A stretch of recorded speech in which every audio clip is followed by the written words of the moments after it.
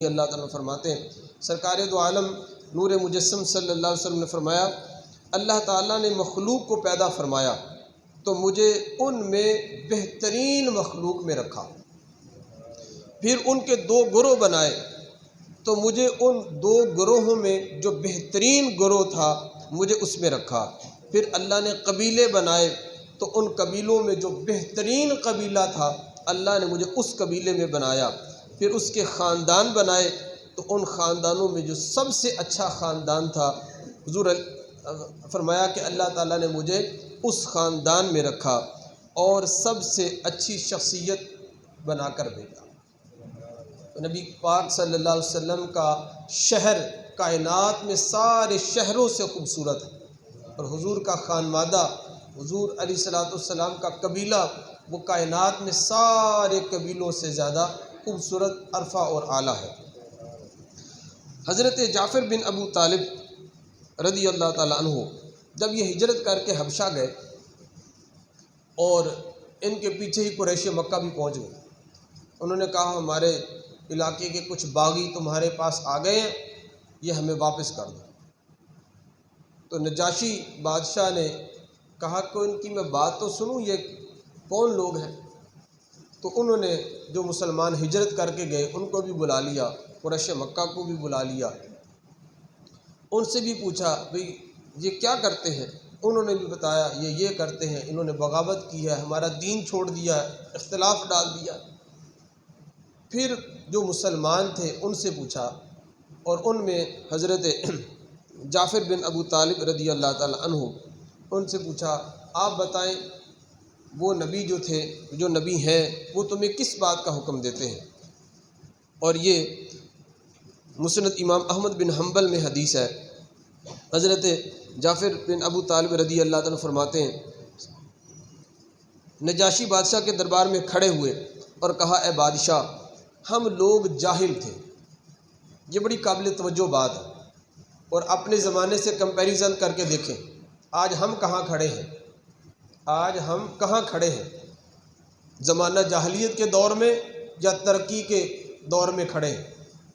کہا ہم لوگ جاہل تھے، بتوں کی عبادت کرتے تھے، مردار کھاتے تھے، بے حیائی کا کام کرتے تھے، رشتہ داریاں توڑ دیتے تھے اور پڑوسیوں سے بدسلوکی کیا کرتے تھے،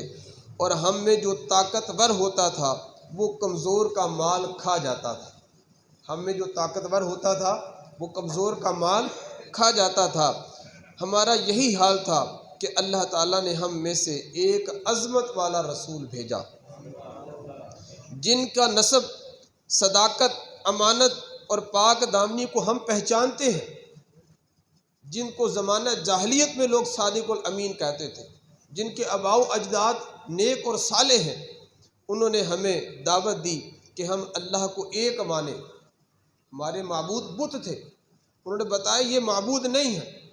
یہ خود ساختہ ہے، تم نے خود بنائے ہیں۔ اس نے کہا ان کو نہ پوجو بلکہ تم اللہ کی عبادت کرو، اور ہمیں اور ہمارے آباء و اجداد جن پتھروں کو پوجتے تھے انہیں چھوڑ دو۔ انہوں نے ہمیں سچ بولنے کے بارے میں حکم دیا، امانت داری اور پاکیزگی اختیار کرنے کا حکم دیا، رشتہ داروں سے نیک سلوک اور صلہ رحمی کرنے کا حکم دیا، پڑوسیوں کے ساتھ حسن سلوک کرنے کا حکم دیا، حرام کام اور خون ریزیاں چھوڑ دینے کا حکم دیا، اور ہم بے حیائی کے کام کرتے تھے، اتنے بے حیا کہ خانہ کعبہ میں ننگے ہو کر طواف کیا کرتے، سیٹیاں بجاتے، کریپنگ کرتے، تالیاں بجاتے تھے، اور خانہ کعبہ پر مذہبی رسومات یہ ہوتی تھیں کہ اب مردوں کو چڑھاوے چڑھائے جاتے تھے، زندہ آدمی کا قربان کیا جاتا تھا، یہ حالت، بتوں پر آدمیوں کے چڑھاوے چڑھتے تھے، بتوں پر آدمی منت مانتے تھے ہمارا یہ کام ہو جائے اپنے بیٹے کو بت پر قربان کروں گا، یہ ہماری حالت تھی۔ اور پھر جعفر بن ابو طالب رضی اللہ تعالیٰ عنہ نے کہا کہ ہم بے حیائی کے کام کرتے تھے تو ہمیں اس سے منع کیا، جھوٹ بولنے، یتیم کا مال کھانے اور پاک دامن عورتوں پر زنا کی تہمت لگانے سے وہ ہمیں منع کرتا ہے، وہ ہمیں حکم دیتا ہے کہ ہم صرف اللہ کی عبادت کریں، اس کے ساتھ کسی کو شریک نہ ٹھہرائیں۔ ہم نماز پڑھیں، روزہ رکھیں، زکوٰۃ دیں، پھر ہم نے ان کی تصدیق کی، ان پر ایمان لے آئے اور جو دین وہ لے کر آئے اور ہم نے اس کی پیروی کی۔ بس ہمارا قصور یہ ہے اور یہ ہمارے پیچھے لگ گئے۔ تو نجاشی بادشاہ نے پھر مسلمانوں کو وہاں امان دی، مشرکین مکہ کو، عمائدین کو واپس بھیج دیا۔ تو اس میں دیکھیں جعفر بن ابو طالب رضی اللہ تعالیٰ عنہ نے نبی کریم صلی اللہ علیہ وسلم کی آمد کا بیان کیا کہ حضور آئے تو حضور نے ہمیں کن چیزوں سے روکا اور کن چیزوں کا ہمیں حکم دیا۔ آج ہم بھی دیکھیں، ہم بھی نبی کریم صلی اللہ علیہ وسلم سے محبت کرنے والے ہیں۔ جو حضور کا دین ہے